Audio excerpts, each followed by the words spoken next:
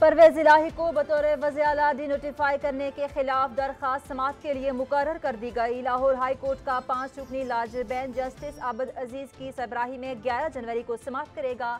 Lahore high court के registrar office ने cause list जारी कर दी।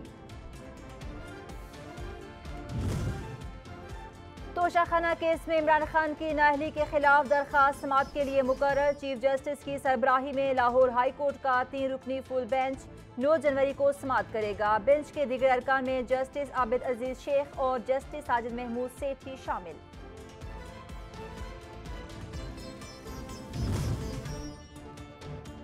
फन गदागरी में हुकूमत का कोई मुकाबला नहीं कर सकता। सरबराह पाकिस्तान अवामी मुस्लिम लीग शेख रशीद अहमद ने कहा है कि हुकूमत गुलामी का किरदार अदा करने के लिए तैयार हो गई।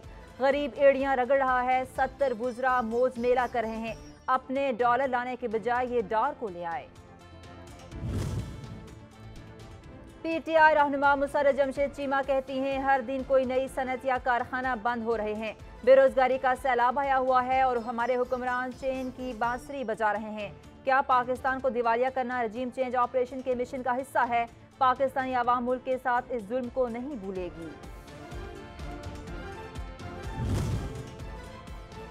मुल्क भर में शदीद सर्दी के डेरे, पहाड़ों पर बर्फ ही बर्फ। महकमा मौसमियात की आज शुमाली बलोचिस्तान के पीके और गिलगित बल्तिस्तान खित्ता पोठोहार में बारिश और बर्फबारी की पेशगोई। कराची में सर्द हवाओं का सिलसिला जारी है।